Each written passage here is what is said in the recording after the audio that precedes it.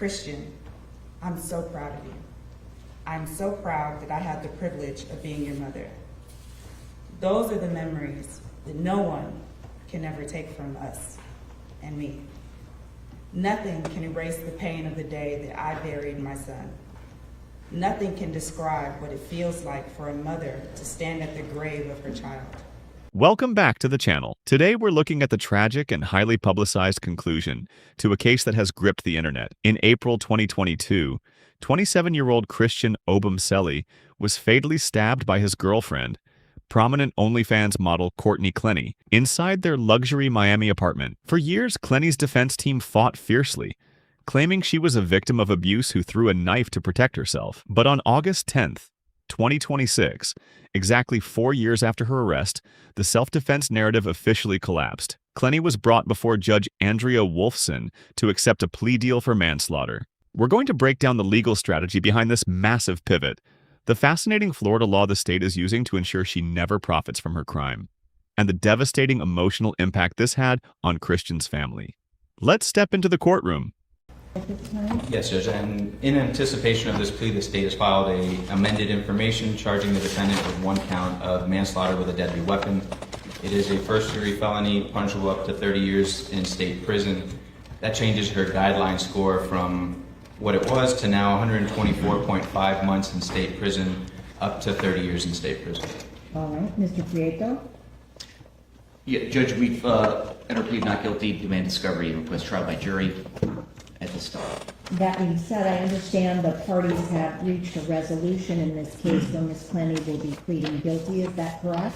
That is correct, Your Honor. All right. That is Mr. correct, Edwards? Judge. I am passing up the written plea agreement that is signed by not only the state, the defendant, but also all of her attorneys. Major part of this, Judge, is that she's pleading guilty to this amended information, to the charge that was announced just now. There's a factual proffer that's a part of this plea agreement. We're going to ask Your Honor to read it. She will be agreeing to that factual proffer, but most importantly, she is agreeing and admitting that she is the cause of the stab wound that Mr. Obumseli received, and then that she is taking criminal responsibility for her actions. As part of this plea agreement, the state is willing to accept her plea. We've discussed this at length with the next of kin and certainly with Mr. Hanfield. And certainly when there's any agreement, no one is happy at the end of this, and we understand that. But the agreement that the state is willing to accept is that the defendant would be adjudicated guilty. She'll be sentenced to 6 years in state prison, followed by 5 years of reporting probation.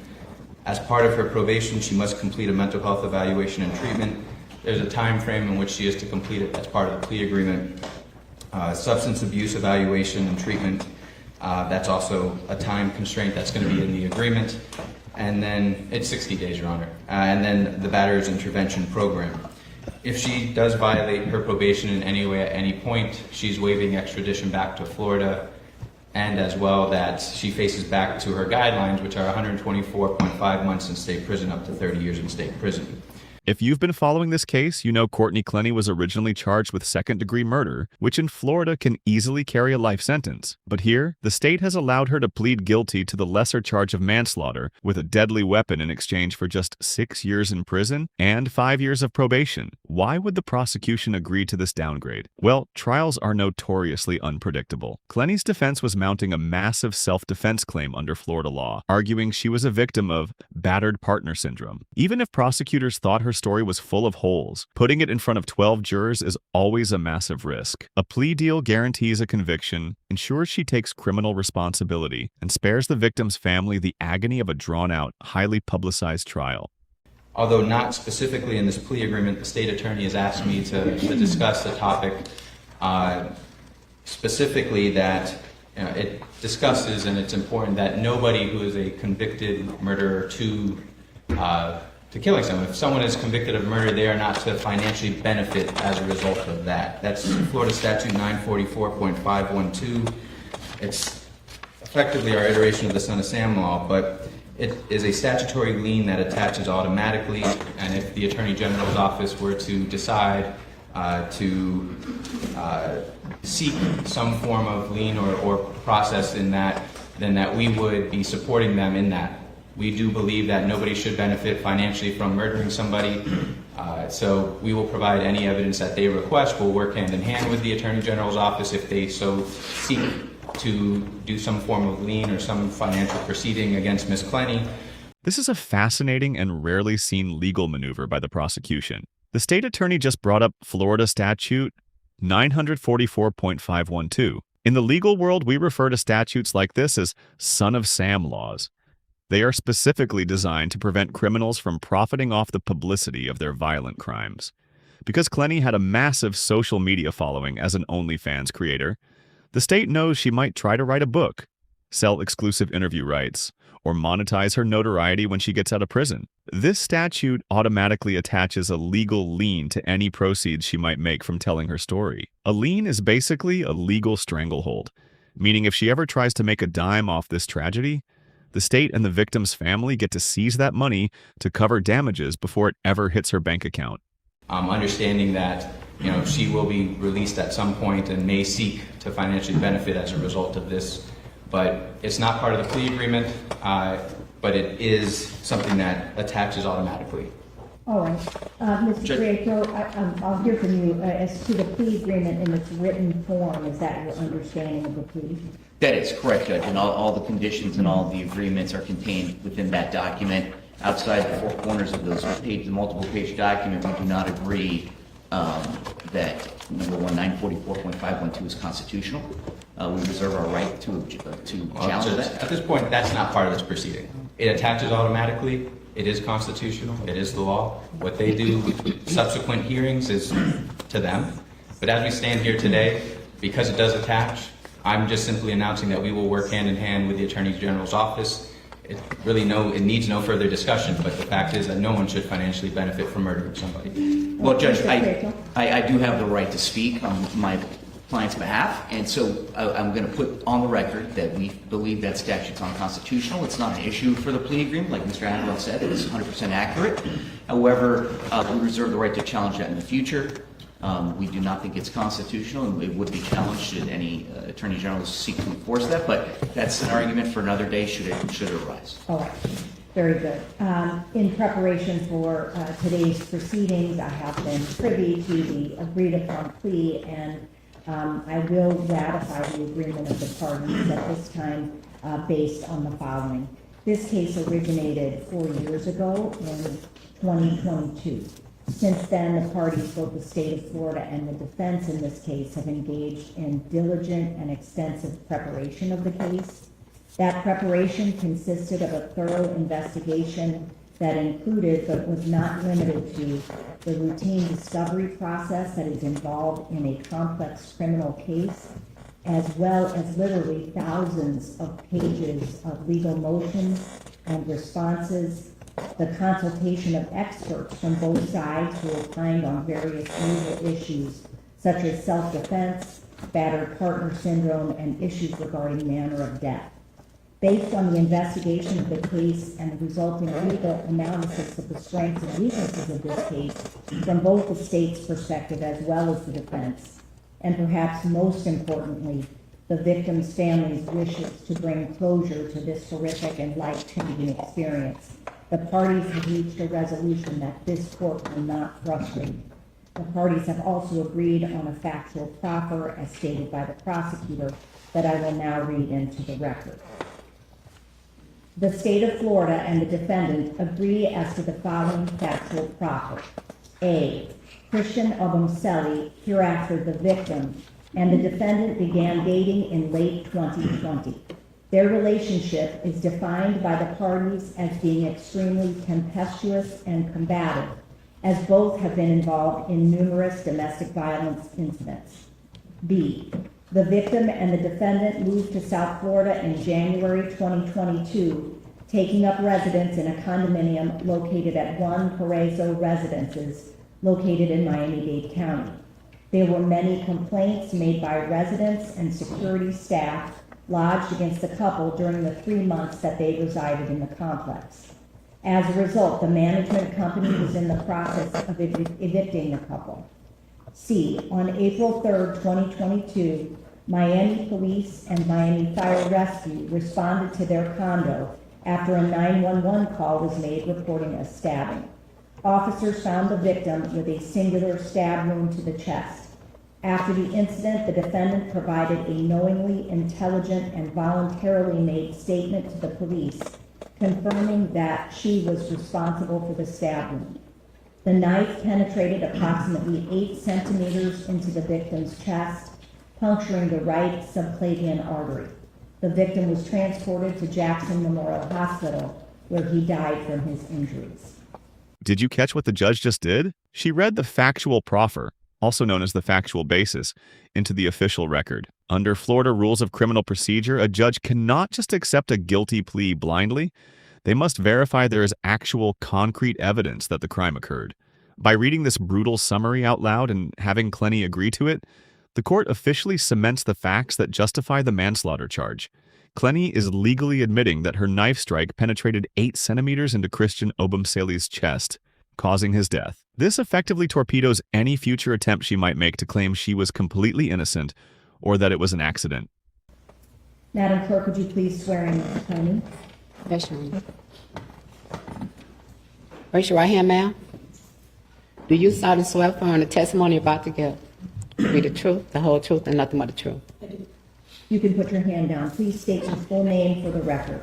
Courtney Clenney, What is your date of birth? 14 How far did you get to school? I have my GED. Do you have any history of mental illness? I was diagnosed with severe PTSD. Are you currently under the influence of drugs, alcohol, or medication? No, Your Honor. Have you understood everything that was discussed with your attorneys prior to coming to court, as well as what we're doing here in court today? Yes, Your Honor. I understand you wish to plead guilty to manslaughter in exchange for the plea that was read into the record a moment ago. Has anyone, including your own attorney, promised you anything other than that? No. Has anyone forced, threatened, or coerced you to accept a plea at this time? No.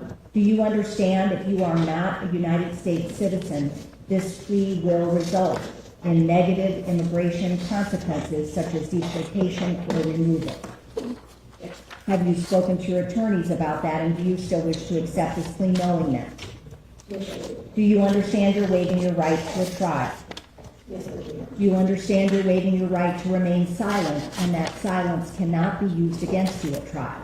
Yes. Do you understand you're waiving your right to testify? Yes. Do you understand you're waiving your right to confront, cross-examine, and present witnesses? Do you understand you're waiving your right to hold the state of Florida to its burden of proving the case beyond a reasonable doubt? Yes. Do you understand you're waiving your right to appeal? The following question does not seem to apply in this case, but I have to ask in every case. Do you understand that the offense to which you are pleading is a sexually violent or sexually motivated offense, or if you've been previously convicted of such an offense, this plea may result in involuntary civil commitment as a sexually violent predator upon the completion of your sentence? Yes, I do. Do you understand if you violate the terms and conditions of your probation, you're facing up to 30 years in the state prison? Yes, Your Honor. Do you still wish to plead guilty? I do. Are you pleading guilty because you are in fact guilty and you believe this plea is in your best interest? This rapid-fire questioning from the judge is known as the plea colloquy, and it is an absolute constitutional requirement. When a defendant pleads guilty, they are voluntarily waiving some of their most fundamental rights, like the Fifth Amendment right against self-incrimination and the Sixth Amendment right to a trial by a jury of their peers. But the law requires that this waiver be knowing, intelligent, and voluntary. The judge is building a rock-solid, bulletproof record right now. If Clenney tries to file an appeal in a few years claiming, "My lawyer forced me to take the deal," or "I was confused," the appellate court will point straight to this exact transcript where she explicitly stated under oath that she was satisfied, uncoerced, and pleading guilty of her own free will. Have you spoken to your attorneys about the plea? Have they answered all of your questions? Yes. Do you need any more time to discuss the plea with your attorneys? No. Are you satisfied with their services? Yes. I'd like to talk to you for a moment about the written plea agreement that I have in my hands. It is 8 pages, and on the bottom left of each page, it says defendant's initials, CC. Are those your initials? Yes, Your Honor. Have you reviewed every line, every word, every page of this plea agreement with your attorneys? Yes. Now, turning over to page 6 of 8, it's entitled Defendant's Representation of Effectiveness of Counsel. Is that your signature over the line that says Courtney Clenney, defendant? Yes, ma'am. And then each of your attorneys has also signed on page 7 and 8, Mr. Prieto, Ms. Laura Puglisi, and Ms. Karamas. Are those your signatures? Yes. Yes, ma'am. Yes, ma'am. And finally, certificate of defendant on page 8 of 8. Once again, Courtney Clenney, defendant. Is that your signature on that line? Yes, ma'am. Do you understand that even if I do not state orally here on the record that everything contained within this written plea agreement will be made part of your judgment and sentence, even if I don't say it out loud? Yes.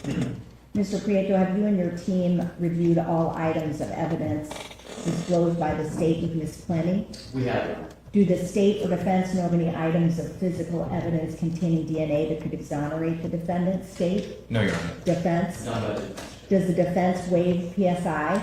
We waive PSI. Do the state and defense stipulate to a factual basis? State? State stipulates. The Defense? defense will stipulate as contained in the plea agreement. Okay. Ms. Clenney, I find the plea has been entered into knowingly, voluntarily, and intelligently.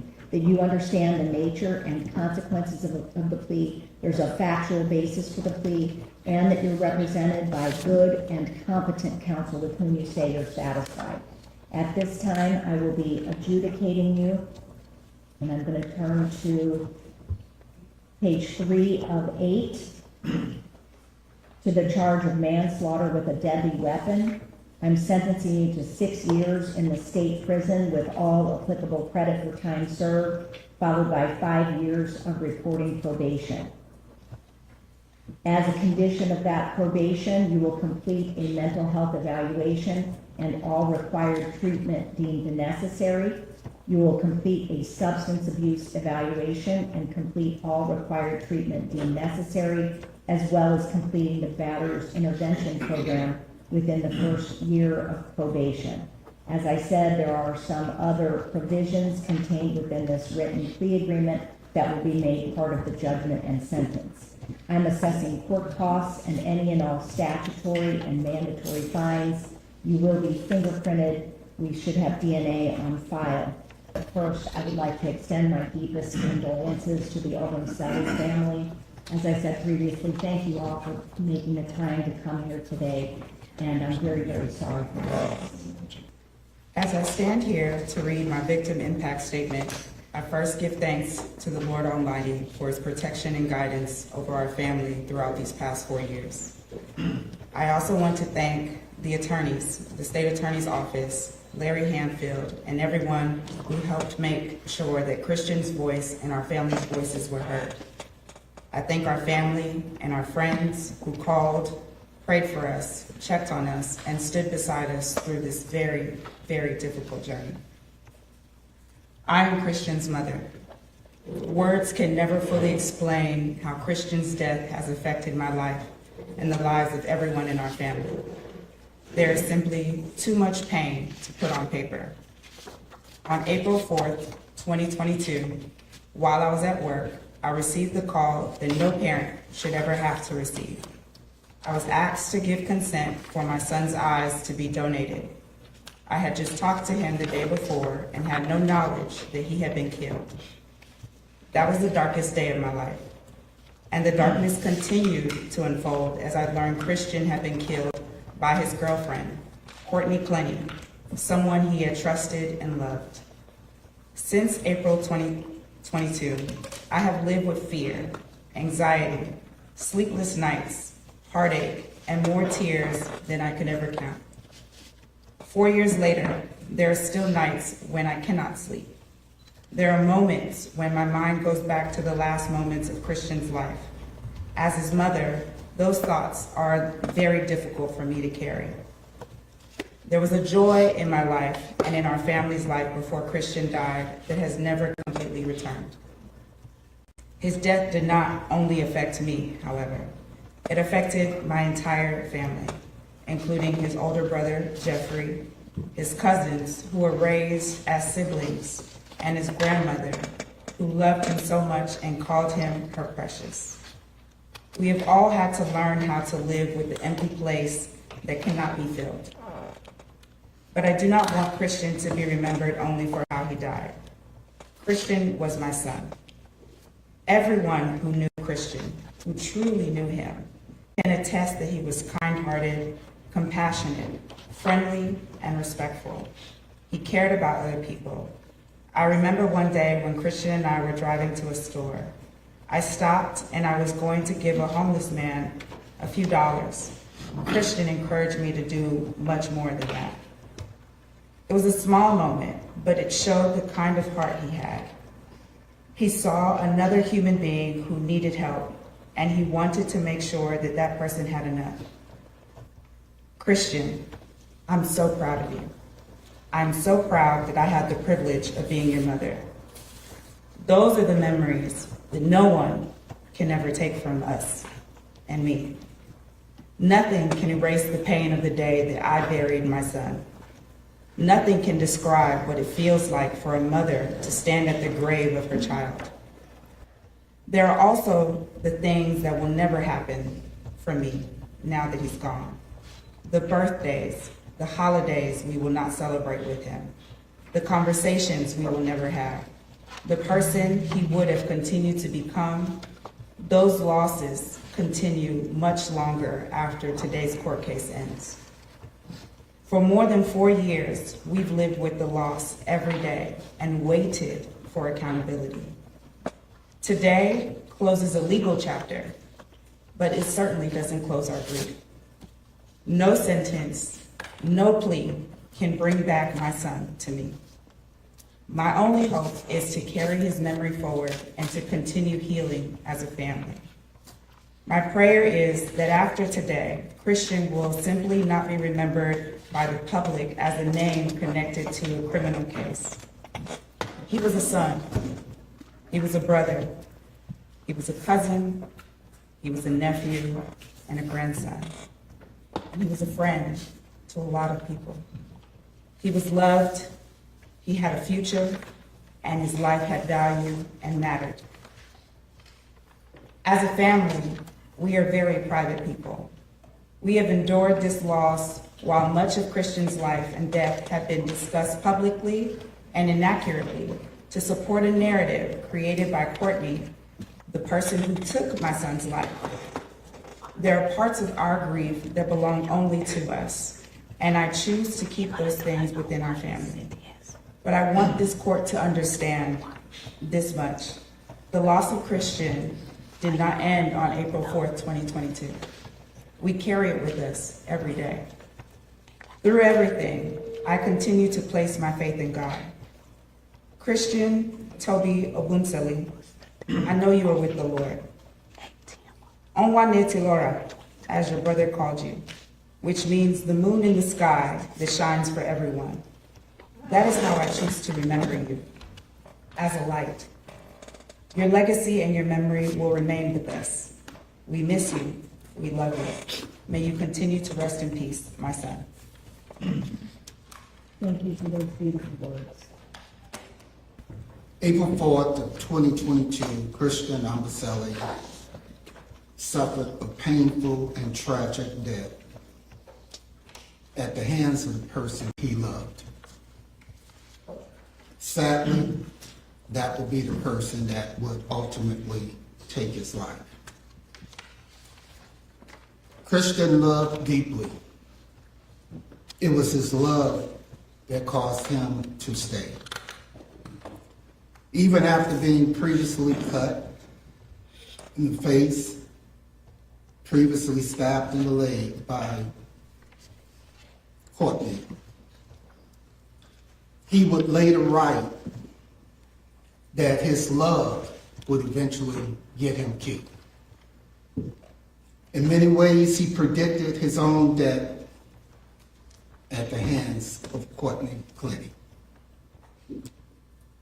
Unfortunately, like so many individuals who are get caught up in not loving relationship, but just destructive relationship, he stated. And we are here today because what he believed became a reality. By resolving this case today by way of a plea, Courtney Clenney avoids being judged by a jury of her peers. But that will never be able to escape the ultimate and final judgment for anyone's conduct. That judgment can only be handled by our Creator, our Almighty God. Your actions, you need to know, as you sit here today, and as you finish out serving your time for punishment, that you have left the Obumseli family with a void that can never be filled. The pain that continues to endure today as painful as it was when they learned of his untimely death. It is a pain that will never completely go away. A chair where family gathers for holidays will always remain empty. The Obumseli family has been forced into joining a membership that no family should ever want to be a part of. And as a family of mothers of murdered children. As a family, we still cannot get past the fact that Christian was stabbed while you remained on the phone with your mom. You then called downstairs to security, and then your third and final call, which should have been your first call, was to 911.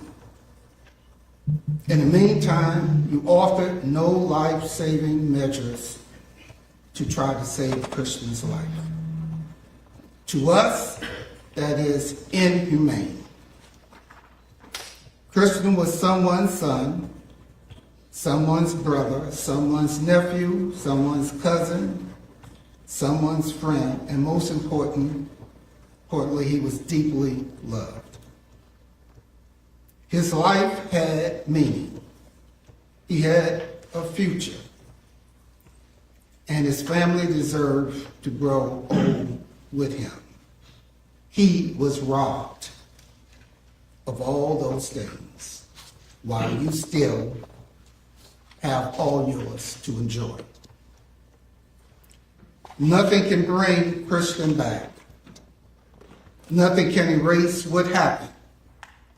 And nothing can fill the space that will forevermore be left empty. We will carry Christian's memory, his love, and his legacy with us for the rest of our lives. I thank the court for giving us, as a family, the opportunity to be heard and to let this be a part of the record. But lastly, through it all, we never even received an apology and an acknowledgement for the loss that changed our lives forever. Thank you. Thank you, Mr. Hanfield. Once again, for the entire family, thank you for being here. Thank you for the beautiful words that you read and what Mr. Hanfield read. That is incredibly heartbreaking to listen to. What you just heard is a victim impact statement. In Florida, under Marcy's law, a constitutional amendment providing sweeping rights to crime victims, the victim's next of kin has an absolute legal right to be heard at sentencing. Now, because this was a pre-negotiated plea deal, this emotional statement isn't going to change the 6-year sentence the judge hands down. But legally and morally, it serves a critical purpose. It ensures that Christian Obumseli is treated as a human being, not just a case file on a prosecutor's desk, and it permanently forces the human cost of the defendant's actions into the public court record. Thank you for sharing the collage of pictures of Christian with me. And I really, really pray that his memory is a blessing to all of you. Thank you. In August 2026, after 4 years of fierce legal maneuvering and 0 trials, Courtney Clenney officially accepted this plea deal, and her self-defense claims were laid to rest. She was sentenced to 6 years in state prison, followed by 5 years of reporting probation. But here is the critical detail. Because she had been sitting in a Miami-Dade jail without bond since her arrest in August 2022, she gets legal credit for time served. That means she has already knocked out 4 years of her 6-year sentence and will likely spend roughly 2 more years behind bars. Upon her release, she is court-mandated to undergo mental health and substance abuse treatments. And thanks to that son of Sam law, she is legally barred from ever cashing in on the story of Christian's tragic death. Thanks for watching, and make sure to hit subscribe if you want more deep dives into the legal strategies behind the country's biggest cases.